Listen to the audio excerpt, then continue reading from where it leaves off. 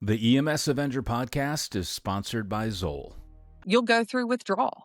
And withdrawal is, I mean, it's in your bones. The amount of pain that you feel is into your bones. You're sweating, but you're freezing at the same time. You're so exhausted, but you can't sleep.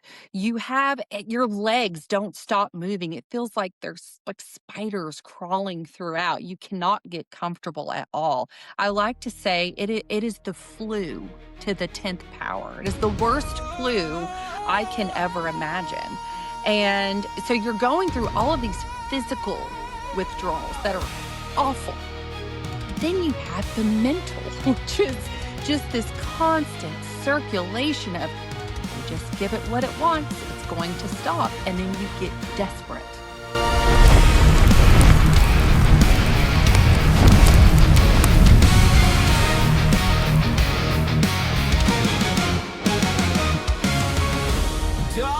I'm Jimmy Apple, the EMS Avenger. This is the EMS Avenger podcast, and I am here with Elizabeth Harney, who has a pretty incredible story to tell, and we're just going to walk through that story one little bit at a time. First of all, let's establish who you are now. You are a paramedic, correct?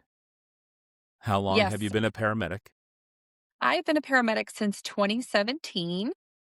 I obtained my critical care paramedic in 2021, and then I went ahead and went through IBSC in 2023 to So get board that's certified. 11 years, so it's pretty fair to say that you're here to stay and you're even a thriver, not just a survivor, right? Yes, yes, Okay. absolutely.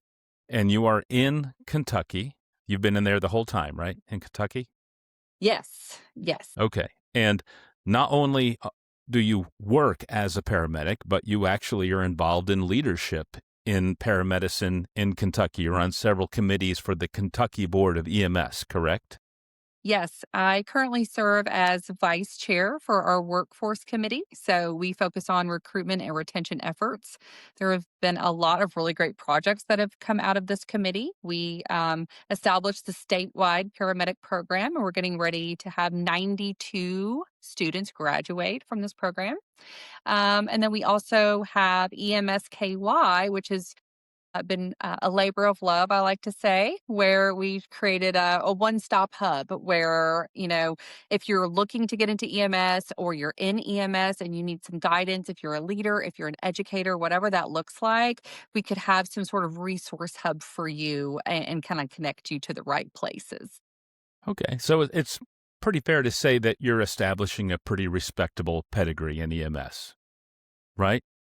Yes, yes. And I'm And also I'm also a proud co-founder for Paramedic Pathways. So we established this in the summer of 2025, and we provide educational scholarships to those seeking paramedic school. So I'm really excited about that, and I've had some time on our education committee for the Kentucky Board of EMS as well. excellent. We will put links to that in the show notes. You have been in this field for over a decade, and you have achieved even a leadership position within EMS, within your state, practicing critical care, that this happened because you made good choices the entire way through in your adult life, right? No, No. Okay. no, no. Let's bring the clock back. We'll say 13, 14, 15 years. Describe your life. 13, 14, 15 years ago, I was in the throes of active opioid addiction. And I spent about a decade in active addiction. So you're a 10, 11-year paramedic.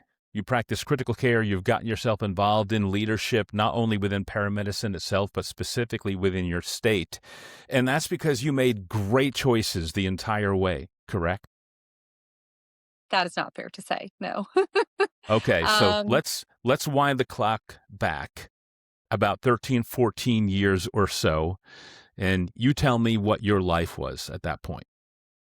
Well, prior to EMS, I spent a decade in the throes of active opioid addiction. Okay. And how did we get there?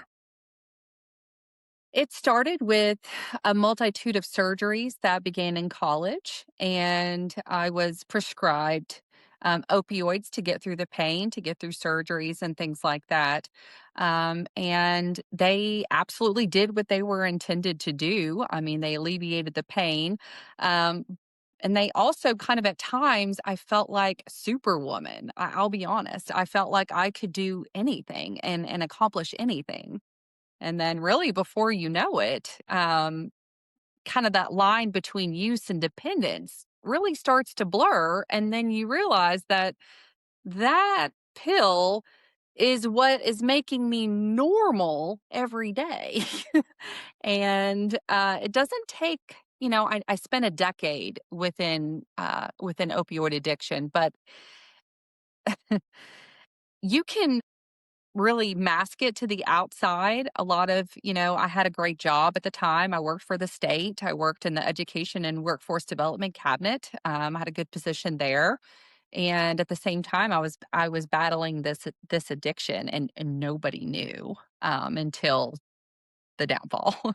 So uh, you weren't a party girl. You weren't showing up at parties and sharing in the party favors that people passed around at parties. You were functional. You were contributing to the betterment of society and education, had a surgery, prescribed opioids, and then there was a downward spiral from there. But even for a time, you were functionally dependent on those medications, right? Absolutely. It controlled me brushing my teeth to start the day. It truly makes it impossible to get out of bed without needing this medication to get through This your is a point I day. really want to hammer home for people right now, too, because you said something that I think is incredibly poignant, which is that you inferred that the opioids were a medication for your condition. And when people do suffer from opioid use disorder, it's important that we recognize that they are now suffering from a disease and the opioids are the medication, correct? Absolutely. I think it's important to note that it truly is a disease because, let's take my mother, for example. When my mother was prescribed the same medication, she did not have the same affinity or affliction to this medication like I did. I felt like the first time I took it, I loved it. It made me feel better. It made me feel like I could get through anything throughout my day. And it truly became something that almost felt like it made me a little bit better, which I know is crazy to say because of where it ultimately led me, but at the time, that's the way it felt. And, and then you take someone like my mother who took it, she hated it. She didn't want to take it again. She didn't even think about it again. Why is that? Why is it different? Why was it different for her than it was for me Sure. with that I can response? remember having my gallbladder taken out about 17 years ago, and I was prescribed Vicodin. And after taking it a couple times, I was like, ugh, I hate this, and I didn't want to take anymore. And that's the last time I've had opioids. And it's also the last time I was prescribed opioids. Not that I've been like highfalutin about it or anything like that. But um, when did you realize that there was a problem? I realized there was a problem when right after college, I got married. I bought the house. I had a baby. I was working the job. I was doing the things, and my husband at the time also knew that I was becoming dependent on this medication, and unfortunately, this kind of became almost a leverageable piece of control that he could utilize during that time, and I knew when I would allow certain things to be said or done in conjunction with being able to receive what it is that I wanted, I knew it was a problem.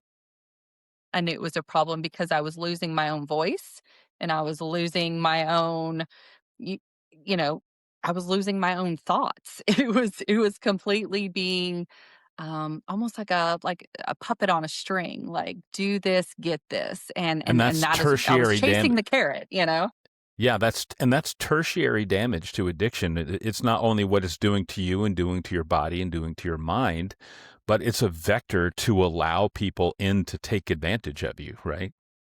Absolutely, absolutely, and you don't it's weird because, I grew up, I was very, I felt like I had a good head on my shoulders and I did very well in school and I was captain of the cheerleading team and I did all the things I was supposed to do and to, come out of graduating college and then, kind of have your life all out ahead of you because you've been preparing for this. This is what you've been preparing to do and now you're stuck in this rut of my life is only circulating around this pill every single day.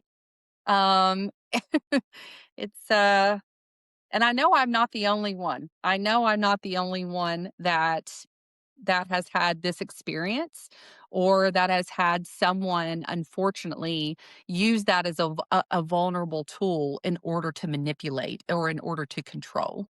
What was the process of obtaining opioids beyond the therapeutic window? Are you talking about the effects of the drug or, when they cut you off? Yes, And then you okay, when they cut you off, right. I got you. Yeah, Okay. at a certain point in time, a physician is going to be like, okay, it's Mhm. been X amount of days, months. Why are we still prescribing you opioids?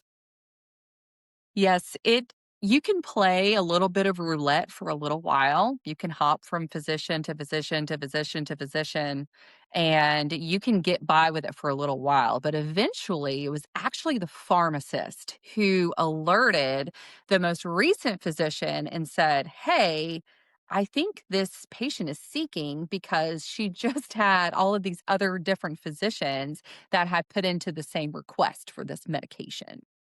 So eventually it all stopped and you're completely cut off. And now it's like, what do you do? Was that Now the you're first completely time cut that off. you were without? Yes, yes. Okay. And it So was a what very was that scary thing. process like? What was the process of suddenly being cut off from opioids like? When you have been taking a substance for that long and you're suddenly cut off, and there is no titration down, there's no weaning down, nothing like that, it is you'll go through withdrawal. And withdrawal is I mean, it's in your bones. The amount of pain that you feel is into your bones. You're sweating, but you're freezing at the same time. You're so exhausted, but you can't sleep. Your legs don't stop moving. It feels like there's like spiders crawling throughout. You cannot get comfortable at all. I like to say it is the flu to the 10th power. It is the worst flu I can ever imagine. And so you're going through all of these physical withdrawals that are awful. And then you have the mental, which is just this constant circulation of if you just give it what it wants, it's going to stop. And then you get desperate. Sure. And I want to park on that point for a minute there too, because people who may not be fully educated on substance use disorder and use disorder may think that it's simply just a process of you having a strong mind telling yourself to endure this pain. What people don't realize is that everything is physical. Everything that is in you and that is happening to you is a physiological process. And those opioids, their presence there influences that, and their absence influences that. And so, in as much as your body is now failing to work properly, your mind and your thoughts are not working properly anymore. So whoever thinks that you simply just have this mental fortitude that exists siloed away from your physical fortitude, that is just completely and abjectly wrong. Yeah, there's a really great book that's called The Brain That Changes Itself. And I actually read it in the throes of the many times that I tried to get sober. and it talked about the brain's neuronal nets and how addiction, it can create its own neuronal net that is now sitting at the forefront of your mind. So everything that you had that you valued so dear, your family and your career and good ethics and good morals and things like that, everything gets shifted back. And the only thing that's front and center is that neuronal net of addiction. And, no matter how long you go in life and of however much recovery that you sustain, it doesn't go anywhere. It's still there. But the more you can put in front of it, the further kind of it goes back. But it's a really good book. I don't know if you've read it, but I think. Well, we both were just at the Metro Atlanta EMS conference where Ginger Locke spoke about Mhm. some cognitive processes, and she brought up Yes. Maslow's hierarchy of needs. If you are without that opioid, as far as your hierarchy of needs goes, there is nothing else matters. You That's have to get correct. the opioid first, correct? Yes. Yes. It's like And somebody who's there's nothing you won't hypoglycemic. do. Yeah, it's like somebody Yes. who's hypoglycemic. They can't force themselves to function any better until they get glucose. And that is the exact same thing that happens because your body becomes dependent on the opioid. Now, you mentioned that you were actually reading up and looking for ways to become clean. So, uh, tell me about the struggle of understanding that you are addicted to an opioid and just the daily battle and what that does to you, especially when you know it's a problem and you don't want to be that. You would love to be able to just make a choice, right? Right. I think, it truly goes back to, I've done a lot of research into different things of AA, NA, into Narcanon, into Smart Recovery, and there's so many different programs out there that are tailored to different things. But it took years for me to even accept the fact that I had a problem. And this was after I was buying medication off the street. Because you're still functioning here. You're still working. You're still keeping up with your household. You're still doing all of these pieces. And you're like, I don't have a problem. I'm still doing all of these things. Sure. So At the very until you, at the very worst, it's a nuisance to you, right? right, it's Right. there, At least that's right? what you're It's telling like, yourself. Yeah. yeah, it was put, it went right along with, putting deodorant on for the day. It was a part of that. It's a part of your daily routine. And it so first is I have a problem. And that took hmm, I want to say that I probably was in year 7 until that happened. Was that I have a problem. And so when I started to try to get help, and I kind of waved my little white flag and I went into my first rehab center, what I noticed was that I don't think I'm as far along as these people that are here right now. I'm not there, right? So, I mean, I'm seeing people. I've met a lot of people throughout, the recovery process, and you meet a lot of people in different stages of their addiction, and they've been through a lot of different things. We're all there for the same reason, but it's all different levels. So when I'm there in the big, especially in the beginning, I'm like, I'm nowhere, shape, or form there of where you. I would never get there to that point. And your mind again starts to play tricks on you of, oh, you're good. You I'm don't, going to you interrupt don't you need to there be here. because I think Yeah. there's an interesting concept to play with there, and that, we all understand the 5 stages of grief. I wonder if for some people there's like the 5 stages of rehab where the first one is denial, even though you Yeah. are in this stage of seeking help, right? Where you're like, I'm not like these other people. Is that Right. spot on? Absolutely. I've not thought of it that way, but absolutely. That was me for a good couple years thinking I'm clearly doing I must have the magical ticket where I can do this but still have a life. Yeah. And let me add too that there's probably like an addiction specialist who's listening to me discover this new thing that they've known about for, 18 years and have 7 But they acronyms call it for. this. Okay, so you've gone through this process, you've been flagged by pharmacies, you have admitted to yourself now that you have a problem.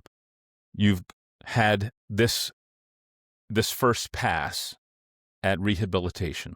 Where does it go wrong? I left early, of course, because I'm like, I don't, this isn't for me.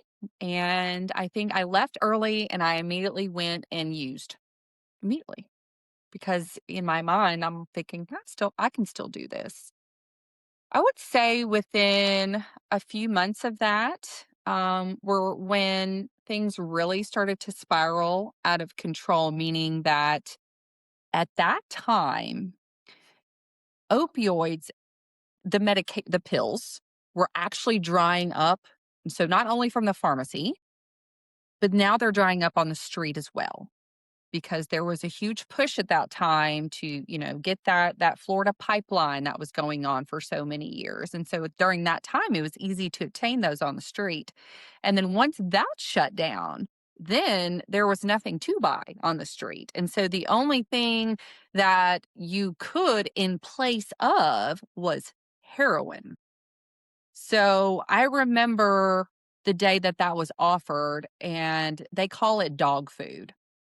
And I remember saying, "What's that?" And they told me, and I was like, "I can't take that." I mean, it was immediate of, "Oh, not me. I can't take that." But then I went home and I got sick.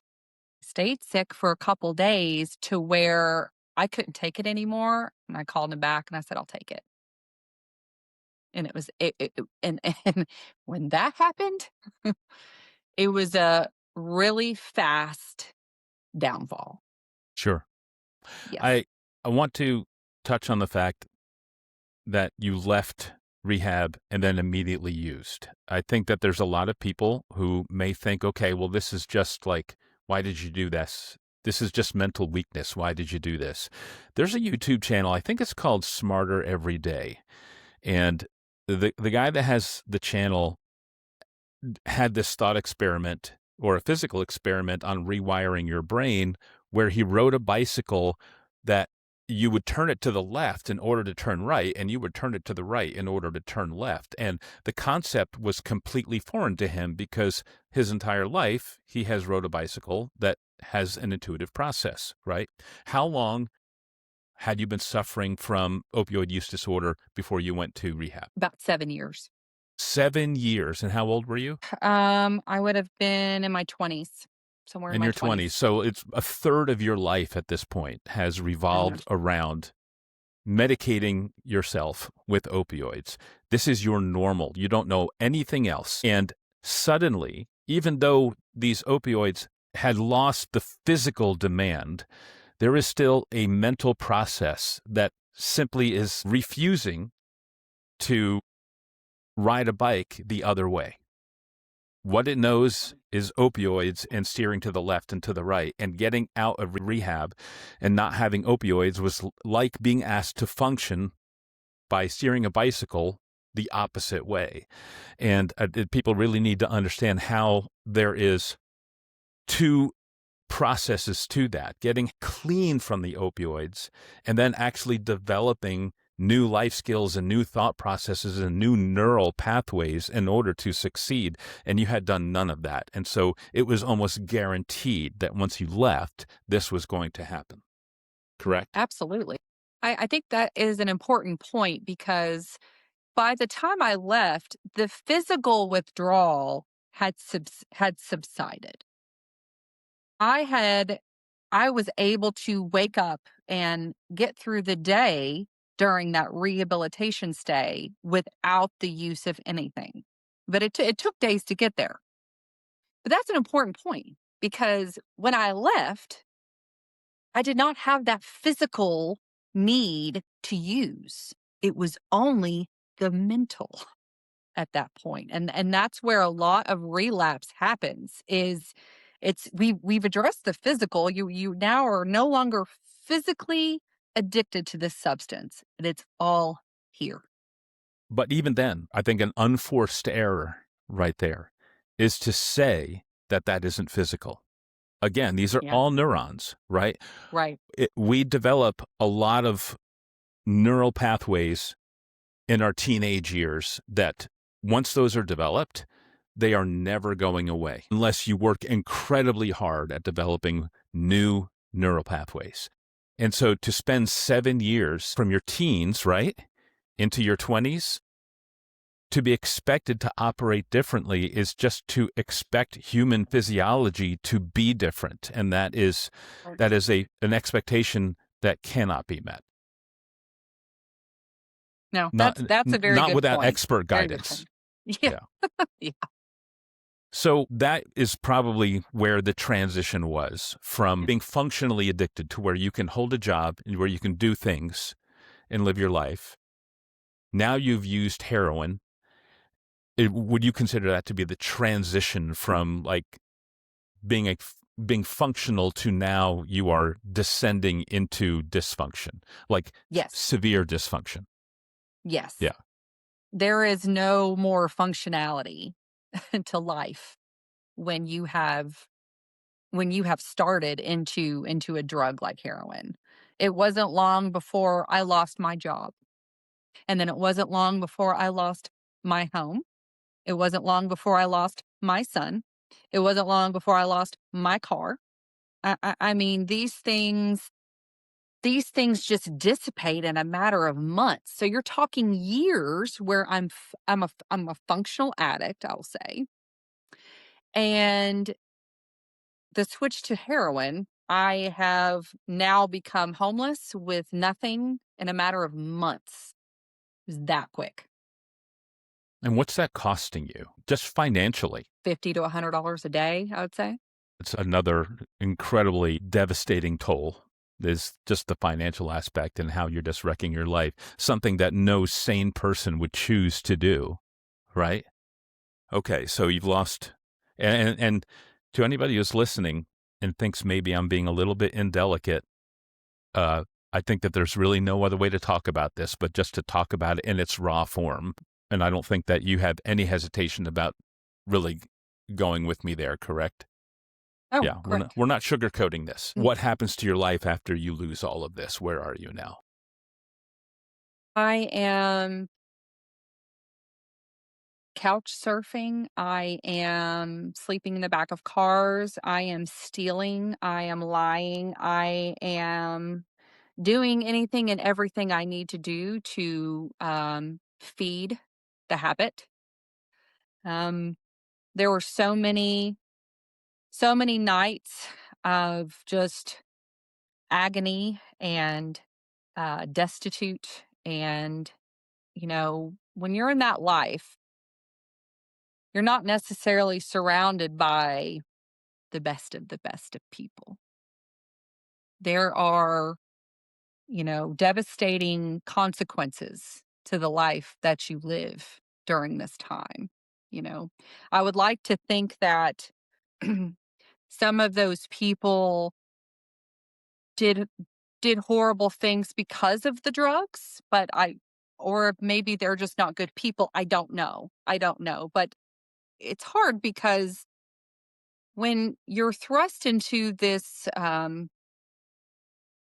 life where nothing is off limits and you're constantly worried about your safety, you're constantly worried about who is going to rob you, you're constantly worried about, any sort of downstream effect to that.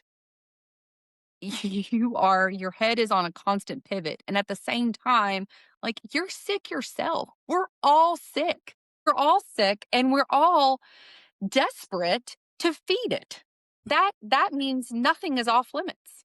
Nothing. And not only are you desperate, but you're forced to become incredibly clever in as far as just survival goes, right? I think about this a lot. A couple of years ago, it got really cold in Georgia and it went down to about 0, which is not a very common event in the Southeast. And I happened to look out the window and it looked like somebody had spilled some trash over at some point and it was all over the lawn. And I just went out real quick to go pick it up. And I was just wearing like shorts and slippers and a t-shirt. And I was out there for maybe 5 minutes and I was so brutally cold. And I thought about that for just a second and I was like, I am so cold and so miserable. I could not imagine being this uncomfortable for more than this amount of time. I would do anything if I was trapped in that environment. I would do anything to get out of that. Anything. I would lie. I would manipulate because again, it's like the Maslow's hierarchy of needs. I cannot get anything else done in my life. I cannot think about anything else. I cannot do anything else until this need is resolved. And so, as far as the hierarchy of needs goes, when you're living that life and you're in a community that are all, I almost said sharing that lifestyle. It's not a lifestyle. When you are all subjected to this affliction, you are forced to become incredibly clever and you become desperate. And the expectation that you are going to make rational decisions that protect yourself and other people is unrealistic, right? Yes. I remember some of the hardest times in my life was in the winter. And, you know, to be in the throes of a heroin addiction, to have no place really that you can lay your head down at night, and it be freezing outside at the same time. I remember I didn't have proper clothes. I didn't have socks. I didn't I mean, I the first thing I begged for when I finally got to I'll say this, one of the last days I woke up and I was desperate to get out of that. I was freezing. I had just been robbed again. I had nothing, and I just can't explain how much I hated myself. And I still had my car at this point, which most of the time I would try to sleep in there, but I didn't have enough gas or would even put the money towards the gas to make it for it to run so you could have heat. That didn't exist. But the light was on and I went on fumes to this rehab that I knew was there. Mhm. And I remember walking in, I had no socks. I was so cold. I never knew you could be that cold. And I begged them, please, please take me in here. Please. I got to get out of here. Like, I can't. I know people that have never experienced that. But that was hard.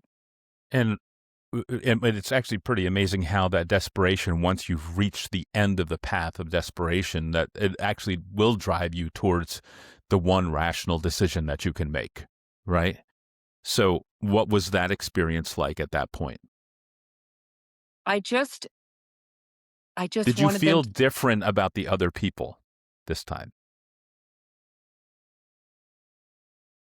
No, now I felt like I'm right there with them. Our Okay. stories are similar now, right? Okay, yeah, now we're in the acceptance phase. Yeah. Yeah. Yeah, I came with nothing. I didn't have any clothes. I didn't have like I had absolutely nothing that I went in there with. But just begging for them to give me a bed. And they did, and I was so grateful for that. And you know, within these rehabilitation facilities, it's not just the detox position. It is, you're given classes and you have group therapy and you have individual therapy and things like that. And from the rehab setup before this point, I was half listening in any of those times. If you really don't feel like you're supposed to be there, then you're really not going to pay attention into those sessions, or you maybe not feel like it's applicable to you. But I remember that time I was locked in. I'm like, whatever you have to tell me to do, I'm going to do it because I can't go back out there again. I can't go back out there and live this way and be around these. I just can't do it anymore. And what's so crazy about that is I went from this facility and they transferred me to another one, like a longer term, and I was doing well. I was, and very active in the classes. I was, forming positive relationships with not only the counselors and the providers there, but also the other people that were there as well that were fighting just as hard as I was. And I had put probably more time than I'd ever had, around, 25 days or so, which I know doesn't sound like a lot, but at that time it was a lot for me. And I remember I woke up one morning and I'm like, I'm going to leave. I'm done. And I left. I left it all. I went walking down the road and found a ride and ended up right back where I was. Mhm. And that's crazy to me because, it took a morning of me waking up in desperation of, please, I've got to get out of this. And then I, I put a little bit of time under, and then it just takes one more morning where you wake up and you're like, no, I'm going to leave. Hmm. What do you think is the Why? trigger there? You're actually working the program, right? So Mhm. what's the trigger? I don't feel like there was a trigger. And that's the manipulation of addiction is that it can play in your mind You know so what? I just hard. realized I walked into a trap there, a thinking trap, which was there is no trigger. You suffering from a disease. It is the disease, and the disease will tend to win out if you're not protecting yourself from it. Absolutely. Yeah. If you're not really ready with all the tools and the things that you need to notice the trigger and then be able to kind of go into the tools in your tool belt and pull something out to combat the trigger. If you're not Hmm. quite there yet, then the manipulation of addiction is still there. Like that neuronal net is still front and center, regardless however many days you've just put together. Addiction is such an exposure of fallacies, probably one of the most incredible exposure of fallacies out of any concept that's out there. That was a fallacy there that uh, like after 20 something days you beat addiction and then just something went wrong, like you tripped over a rock, when in reality you are suffering from addiction. You will always suffer from addiction unless you work the program. And then, even then, in spite of that, sometimes something's going to happen. I'm also looking back at the diplomas that are on your wall, and I'm thinking back to when I qualified your on ramp into substance use disorder by the fact that you were not a party girl, partaking of party favors. And I do want to make sure that it's clear to people who are listening that it does not matter what your on ramp into addiction was. No. And I'm not trying to establish a hierarchy within addiction. That is a lie. And once you are suffering from substance use disorder, you are suffering from substance use disorder, and the disease wins. It doesn't matter how you got there. Okay, so you've left. You are. I don't think that we need to have a huge setup to what your life was like after that, because there's no real way for it to get any better from there. So we're continuing to deteriorate at this point, right? Oh, yeah. So I let's, mean, within a couple days of that, I found myself in jail, was that the first time? and that was the first time, Okay. and I was terrified, and I I was in a lot of pain because of the events that led up to me going to jail. But you really recognize the level of communication that you receive from, people within, police or people within corrections. And I remember being so shocked at times of, why are you talking to me this way? Without any provocation. I don't understand the disdain towards me. I have not done anything to you. I have not said anything out of order. I have not anything of that nature. And, you're treated like a piece of trash. And I will call it like it is because that is how I was treated. That is how I was spoken to. And that is how I was handled. It was 14 days of pure hell. Then what was the process that got you out? My, um, at the time, my mother didn't know where I was. And I had put that woman through more. I can't even imagine all the years that she spent worrying about me. And for her to think that I'm in a rehab center and now they can't find me. and I'm gone. So I was missing for a long time. And I finally got the nerve to call her, and she's like, "Oh, thank God." And I'm like, "Thank God I'm in jail." She's like, "Yes, because I know you're safe. I know where you are." And I was begging her to let come get me out. Here's is my bail. Please, please let me out. It's freezing in here, and it was just so chaotic. And Mhm. she's like, "No, I no, I know where you are, and you're safe." And she was actually working with my public defender, who was actually a really, really nice lady. I was very appreciative of her. Um, she and her worked out a place for me to go, and they felt it was best if I went out of state somewhere so I could not leave Sure. because I had nowhere to go or nowhere familiar at least. So they actually worked out a place in Michigan that I was to see the judge, and then I actually flew out the next day. Okay. And where did that lead you? That was a rehabilitation program, correct? Okay. Yes, Did you this get was all a the way different. through it? I did, I did. It was the only time I've ever graduated a program. Um, it was a very different program, but I was very appreciative of that because it brought a lot of different concepts that were actually resonating with me during the time. So they were actually what's called a Narcanon program, which I know actually pulls from a lot of Scientology-based aspects of things, which I know scare people. But, they say I it's mean, eat the meat, brainwashing, throw but away the bones, right? but honestly, it's like I needed a little brainwashing at the time. Mhm. I needed a cleanse to be able to get through it. So, it was a very good program for me, and there were people from all over the country that were there. And you just made such huge connections with all of these people that have went through all of these different walks of life, and you're in classes all day long. I mean, it does not stop. And there were a lot of sessions where I'll talk about one. It was called bull baiting. And so we did a lot of work where, you would sit 3 feet away from somebody that's directly face to face with you. You're making eye contact.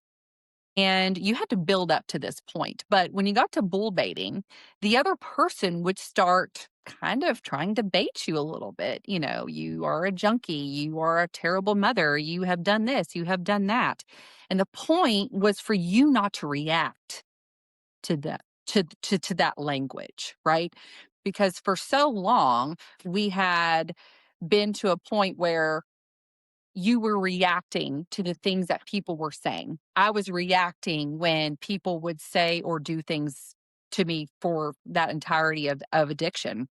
And it was amazing because you would have to sit there for 2 hours with somebody just berating you for 2 straight hours, and you could not react. You couldn't shut your eyes, you couldn't look away, anything like that. You were conditioning yourself to not have that reaction there. So, there were a lot of different sessions throughout, even going all the way down into theory and things like that, where I really actually started to pick up so many different tools and ways to regulate myself, and ways to, notice when triggers are starting to happen and what my response would be. This was a program that was not short. I was there for months, and I remember. She might get mad at me for saying this, but I remember when I was getting close to graduation, and I was so proud of myself at this time. And I remember calling my mom and saying, "Mom, are you gonna come out for my graduation?" And she's like, "Oh, yeah, that's something to be proud of." And I'm like, Yikes. "I I am actually really proud of this Yeah. because I got through it and I've learned so much. I've learned so much about the human condition. I've learned so much about me. I've learned so much about this disease. And, now I kind of feel ready to step back out into the world again and to try this again." That was a proud moment for me. And so you left that program and then you never used another opioid again. Not true. Spoiler Not true. alert. Spoiler alert, no. Okay. So When I at left I wish that was the case because that's, for optics and things like that, of course, that sounds great. And that wasn't But meant to diminish the accomplishment no, there. The insidiousness of addiction is that you can have an experience like that and be right back where you started, yeah, right? yeah. So It's sad, I but it's true. Yeah. I don't want this to become kind of like torture porn now, where we kind of like are exploiting every up and down. So let's skip a couple of beats here. First of all, you've interacted with EMS as someone suffering from addiction, correct? Yes. Have you overdosed? Yes. Okay. And what was that experience like the first time to be using and then suddenly looking at EMS looking at you? Well, the time that I overdosed, I was in a pretty rundown motel, and I had kind of I was missing for all terms concerning with my family. And um I had actually I had actually laid in a very contorted position. I had passed out in a very contorted position, and I laid there for about 24 hours until housekeeping found me the next day, and they had called 911. And I remember when I woke up, it felt like, one, I was underwater. Everything sounded like everybody was talking, but I was underwater. So it was really hard for me to understand what was going on. The other part was I couldn't move. I had actually what I know now is of being rhabdomyolysis, Right. but Right. at the time, I didn't know why my legs weren't working. That I couldn't move, and I just remember looking up, and this man is just screaming at me to walk over to the stretcher. I'm saying, I can't. And he was getting so frustrated with me not being able to walk over to the stretcher. And I just kept telling him, I can't. And finally, they got me up and put me on there, not gentle, I would say. Um, and I remember I am just confused. I am so confused. I don't know what day it is. I don't know what's happened. All I know is everybody sounds like I'm in water, and it's just all coming at once. They're mad at me, and I can't walk. So it was a lot of emotions going on at once. And I remember when they actually put me in the back of the ambulance. I am I am very confused, and I had a paramedic who just she sat right beside me on the bench, and she needed to start my IV and things like that. And she had she was so truly endearing, and she looked me in my eyes, and she truly treated me as if my life still had some sort of value. Just, you were better than this. You don't have to live this way. And it's like, not that I haven't heard that in the past from other, whether it was in a rehab or maybe even my own family. It wasn't necessarily maybe the words, but it was the timing. It was the timing of, oh my God, I just had a year sober. I just lost it all. And for what? I almost lost my life. I can't walk, and for me that was my true utter moment of defeat. And in that moment was when those words actually connected with me somehow. I don't know if you just have to be in that dire or a desperation, but when you are, words like that matter. The right person has to be there to deliver those words, right? You can say Yes. the words, you don't have to live this way, right? Mhm. Or you can say the words, you don't have to live this way, right? You can just choose not to do this, right? Yeah. Right. Yes. Yeah. They have to be delivered with someone who actually believes you're capable of more, who believes that you didn't choose to be there in the first place, and who actually is invested in your outcome, right, Right. right. Right. And what I want for people who are in EMS and in the healthcare system to take away from that is just that every single contact that you have with someone who, whether or not they made choices that led to where they are currently, they're not going to get where you think they should be by you exerting your will against them. It reminds me of a story where the sun and the wind are in a competition. They see a gentleman who has an overcoat on, and they decide to compete to see who can get the person to take that overcoat off. And so the wind gears up and blows as hard as he can, and the gentleman just kind of pulls his coat tighter. And so the wind's like, I'm gonna do this again. And so he rears back a little bit more, and just sheer winds blowing at this guy, and the guy pulls his collar up. And then he's like, okay, this time I'm going to give it everything I got, and just gives hurricane force winds against this guy. And he just pulls his coat in, puts his hat on, and resists it with everything that he has. And the sun's like, my turn. And the sun just smiles and beams. And the guy takes his coat off. You simply cannot will a person into change. Right. And so It's you have to plant that seed that may not sprout tomorrow. It may not sprout the next day, but those roots are growing, right? yes. And, and like I said before, it cost her nothing. It cost her nothing to be kind. It didn't cost her any time. It didn't cost her any extra knowledge that she had to research. It didn't cost her any additional skill that she had to practice. It was just kindness in a timing where I needed it the most. And that's what's so important for anyone. I don't EMS, PD, corrections, fire, working in a grocery store, whatever it is, just having kindness. It costs you nothing to do, but it But it means gives so you something much. back too. When you tap into kindness, data shows that when you perform 5 acts of kindness in a week, that it actually changes you for the positive. Uh, it creates new neural pathways that lead to better outlooks, and it improves your level of happiness. And you can choose to tap into that, and your life will get better. And the more that you do that, the better your life will become. Or you can choose to tap into toxicity, and you just end up being a part of this human centipede, pardon me being crude, this human centipede of toxicity that you can't break out of. And so when you find someone who is suffering, and you can find a place within you to be kind to that person, you are not just saving that person, you're saving yourself. Yes, yes, Yeah. yes.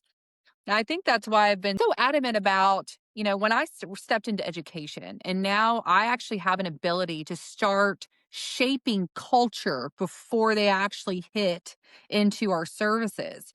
This was important where I wanted them to feel that. And that's why it's important of, doing a little bit of community service. You feel good when you do it. You may, you know, sigh and moan and gripe and things like that because you're already busy with clinicals and ride time and classes and things like that. But when you get through it, oh my God, how good do you feel? And Yeah. that plays right into that. You're feeding your own happiness piggy bank at the same Yeah. time while you're doing good for others. You talked about culture.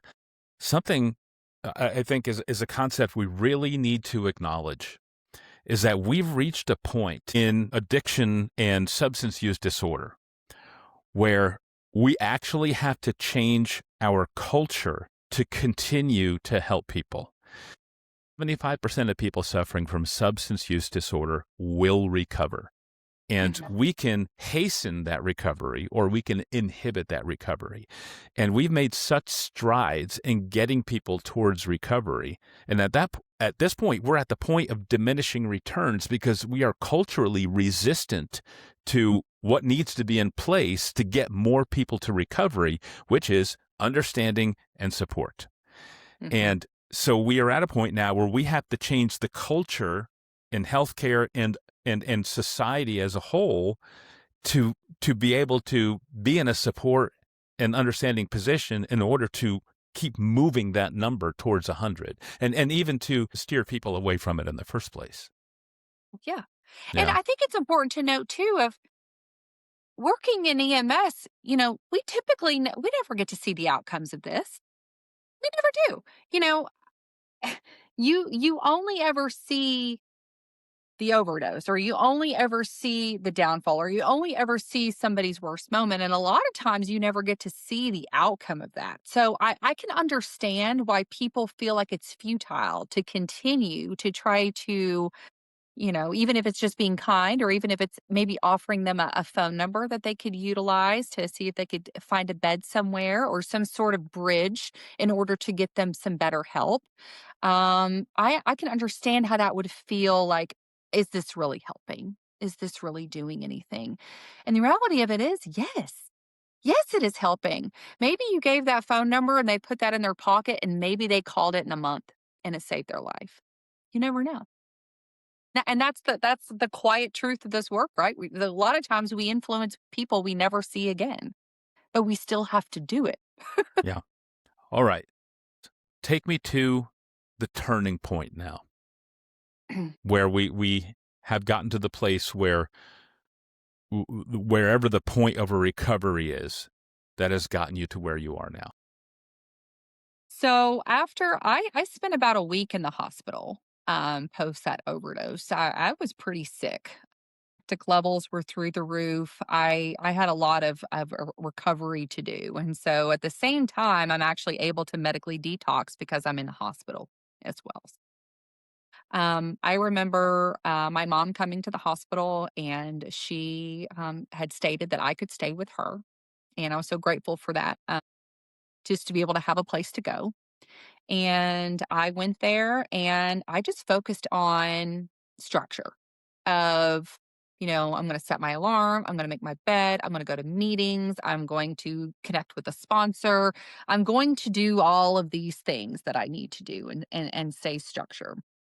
And it was probably 3 or 4 months, of just doing that. It's very, kinda like I said in that presentation, like, there was there's no transformation there, it's just you're just doing little things every day to try to kinda clean up your life, or just try to create structure enough to get through your day, and you're just really focusing on the day. Like, I'm not going to use today. I'm not going to use this hour. I'm not worrying about tomorrow. I'm worrying about right now. And this is what I'm going to do. Just And I doing the just kept it, next right thing. yeah. I just kept it very minimal and very, very just focused on today. And within a few months of that, went to church, and I kind of turned around and I saw someone sitting a few rows back, and she was wearing a jacket and it said paramedic, it was really, I mean, when they say that, things come in signs, you're like, okay. No, that truly was a sign for me because I never stopped thinking about her. All in all these months, I had never stopped thinking about her true kindness and what she did for me that day. And just the fact that she even looked at me like I had value. There she didn't have to say anything. You could just tell. And, I started researching it, and I found a school that it looked like it was a decent price. And I kind of talked to my mom about it. She's like, I don't know. Are you going to be able to get through this? And I'm like, I want to try. I want to try this. And I remember I started my first day, and I'm like, this is awesome. I had been working in, business for a majority of my life. That's my undergrad. It is business management and marketing. And now I'm into healthcare, and I'm seeing all of these interventions that we do every single day for so many people that are strangers. And it was so powerful to me. And so now I'm like, I'm really focusing on my sobriety. I'm still going to meetings. I'm still, connecting with my sponsor. I'm still following structure, but now I'm also kind of pouring myself into this new profession, this new I almost want to say shiny thing that I'm Mhm. able to really put some focus into. And I remember getting I was kind of nervous that I wasn't sure how many brain cells I had left at that time. Like, am I going to really be able to do this? Have I just destroyed them all? And when I got my first test grade back and it was good, I'm like, I think I can do this. Like, I think I'm going to be able to get through this. I just And wanna echo this a little bit because there's so many parallels. So I've shared with you that I suffered from addiction a long time ago, and I almost lost my life from an incident related to that use. And I was nothing, I received nothing but castigation while I was in the hospital until one nurse who was Irish, and so she had this Irish lilt, if that's the correct way to say it, just was nice and kind. And I will remember that for the rest of my life. I will remember her for the rest of my life because it made all the difference. It just gave me the will to do better. And I did do better after that. I walked away from that and left that life behind. Fast forward to getting into paramedic school when I got or EMT school, and I got my first grade and realized I'm smart. I can do this. It's an incredible, it's an incredible feeling, right? it really is. Yeah. It's almost a I can do this. I can do something else. I can do something new. I can get better. And so all of these things are happening at the same time, getting because I was only 4 months sober when I started EMT school, which is for me to say that now, it's like, wow, I was only 4 months sober when I started that. But it truly, I mean, Got to strike while the it iron's hot, right? yeah, yeah, it was amazing. And I'm proud that I took the step thinking that, could this be me one day? Could I do this? And the answer was yes. Anybody can do anything that you put truly anybody can do anything if you put what you want to have into it. Anybody. Hmm. How many years have you been sober? I've been sober over 10 years. That is absolutely amazing. Yes. Um, Yes. I'm proud of you. Thank you. Having known Yes. you for, only a little over a year or so, just I'm inspired by you and I'm proud of you. And I'm Thank you. incredibly grateful to actually, get to interact with you and get to see you at conferences and things like that. Um, we are getting towards the end of our hour. And so I want to give you a moment to get any message out that you want to get out about this. You know, One line that I keep going back to because I think it is so powerful is that your presence is an intervention. It truly is. And I am living proof of that. And I will not stop sharing my story, no matter how hard it gets some days, no matter how many times that I just kind of want to curl up into a ball and hide out and not talk about this as much as I am because it is hard. It's the fact that people need to understand that their presence is an intervention. And if I have to stand on the rooftops and share my story to do that, then so be it. If other, EMS professionals want to utilize my story for the next patient that they have, do it. Whatever it takes to help someone else. But, you know, take the time to understand and be kind.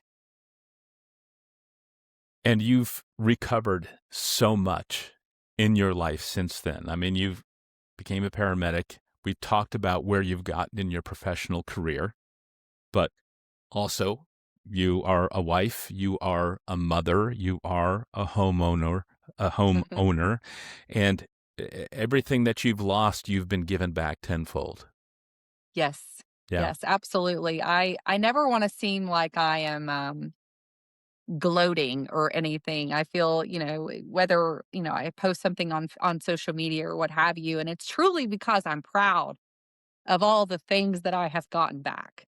that of all the times that I thought, all hope was lost and how other people thought I was a lost cause, being able to obtain and be successful in not only my career but in my life is so I'm so proud of that because I want other people to see I'm not a unicorn with this. There's so many other people that recover as well. You have to people have to know that it is possible.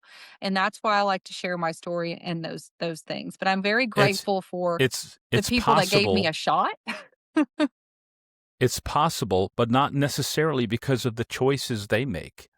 I would really want people to walk away from this understanding that quite often it's not the choices that they make. It's the choices that you make that actually can influence them to recover, not only to recover physically, but to recover what they've lost. Yes, absolutely. There's no limits to, you know, to what you can do. There's no limits to what I can do, and there's no limits to what anybody else can do. And to think that there are is of disservice. So that's all it takes is believing in you, believing that you can do it, no matter what anybody else says, no matter what anybody else thinks. Believing in that part of you, and just keep going.